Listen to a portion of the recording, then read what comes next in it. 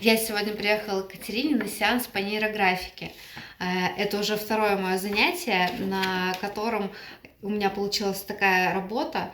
И хочу сказать вам, что несмотря на то, что у меня два было сеанса, но уже после первого я заметила, какие были изменения по моему запросу. Поэтому, Катерина, я тебя благодарю за такую возможность менять себя, менять свое сознание и весь свой окружающий мир.